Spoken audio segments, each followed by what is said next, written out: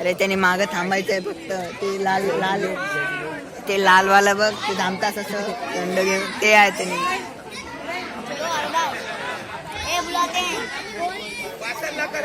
पीछे से जा, पीछे से जा.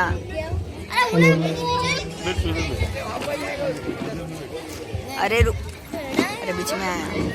अरे यांचं बघ क्लिअर आहे. Order order order.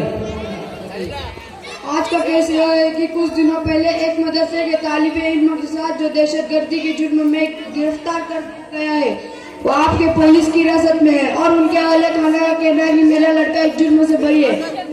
इसको गलत इल्जाम लगाकर फंसाया गया है. मुजरिम और उसके वालिदैन को हाजिर किया जाए.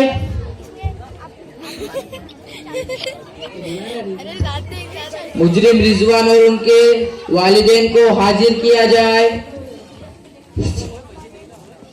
जज साहब, पता चला है मेरे बेटे को गलत इल्जाम लगाकर फंसाया गया है. मेरा बेटा तो बेकसूर है, वह तो हिफ्ज पढ़ता है, उसको दहशतगर्दी से क्या ताल्लुक. उसको गलत इल्जाम लगाकर फंसाया गया है.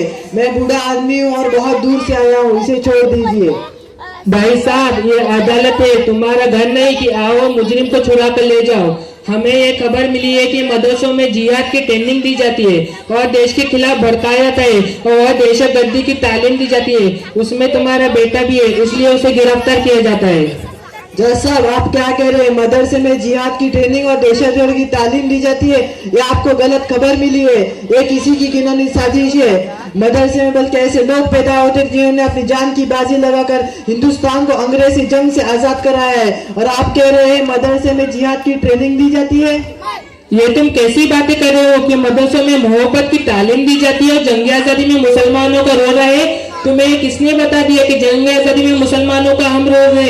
जंग आजादी में तो मुसलमानों का नाम ही नहीं है. हमारे देश को आजाद कराने वाले पंडित जवाहरलाल नेहरू, रविंद्रनाथ टैगोर, महात्मा गांधी और भी बहुत से लोग हैं, मगर उसमें मुसलमानों का तो नाम ही नहीं है. जज साहब, मुझे लगता है आपने आंखों में तासुब परस्ती का चश्मा लगा रखा है. उससे आपको एक तरफ सोच ले जा रहे हैं और मुझे लगता है आप जिहाद से वाकिफ नहीं है, इसलिए बेकी बात कर रहे हैं. तुम्हें पता है ना, इस गुस्ताखी के लिए तुम्हें बेल भी हो सकती है. जज साहब, जेल. हाँ, जेल. जज साहब, जेल और मुल्क की खातिर हम जान भी दे सकते हैं.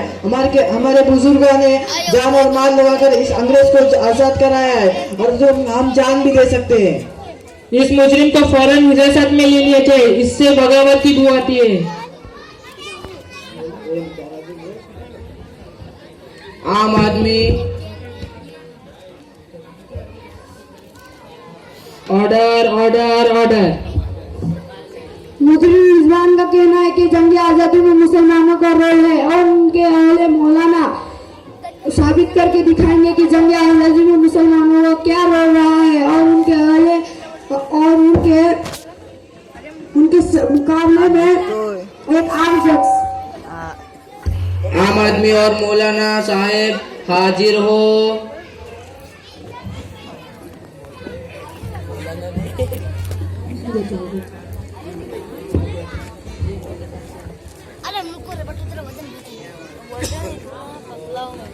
जी मौलाना साहब, ये बताइए जंग आज़ादी में मुसलमानों का क्या रोल रहा है?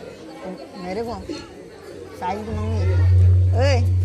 अगर आपके तारीख के किताब को गौर से मुतल्ली करें तो आपको खुद ही मालूम हो जाएगा कि जंग आज़ादी में मुसलमानों का क्या रोल रहा है.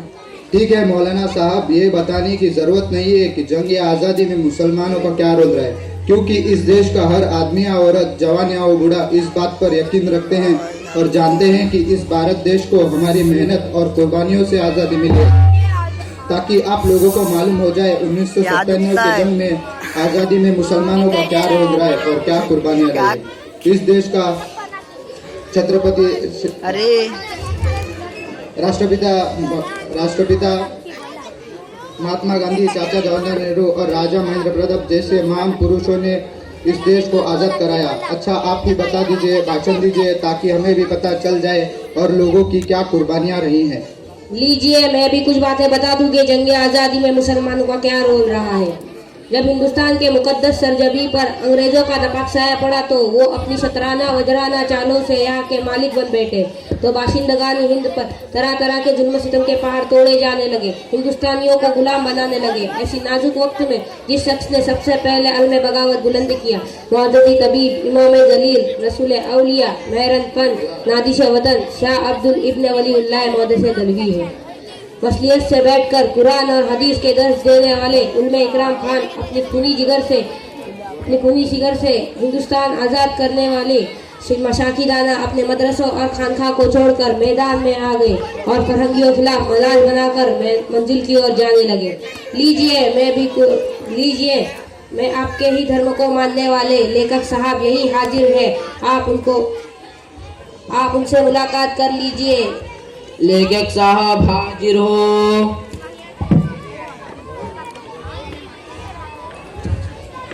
हाँ, मुझे बहुत कुछ मालूम है कि जंग आज़ादी में मुसलमानों का क्या रोल रहा है। एक नहीं कितने किताबें मैंने लिख डाली है। शहीद बहादुर टीपू सुल्तान, अब्दुल कलाम आज़ाद, शेखुल इस्लाम मौलाना हुसैन अहमद मदनी, शेखुल हिंद मौलाना महमूद मदनी, शाह वलीउल्लाह मुहद्दिस दहलवी, शाह अब्दुल अजीज मुहद्दिस दहलवी, हाजी इमदादुल्लाह, शाह अब्दुल शेखुल इस्लाम मौलाना हुसैन अहमद मदनी, जो कि चूटी के उलमा थे, और इनके अलावा और मर्दों औरतों ने इस देश के लिए अपने जानों का नजराना पेश किया और अपने आप को कुर्बान किया, जिसकी तारीख कभी फरामोश नहीं हो सकती।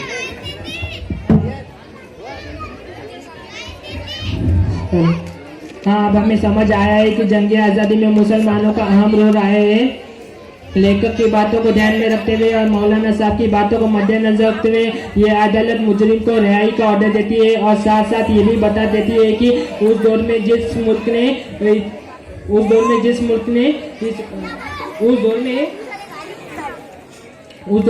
मुल्क ने इतनी सारी कुर्बानी पेश की, वो मुल्क के इस्लामियत देशद्रोही और गद्दार कैसे हो सकता है, और उन्हें टेररिस्ट और आतंकवादी क्यों कहा जाता है। बल्कि दहशतगर्दी की तो कोई तालीम नहीं है, ना ही वो हिंदू है ना ही वो मुसलमान।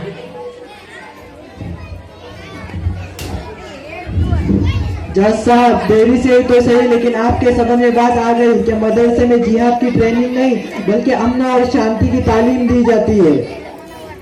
हाँ, अब हमें समझ आया है कि मदरसों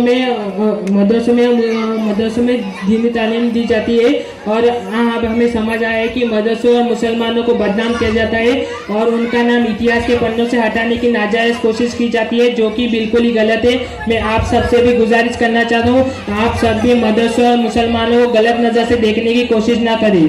ऑर्डर ऑर्डर ऑर्डर। जय हिंद, जय भारत।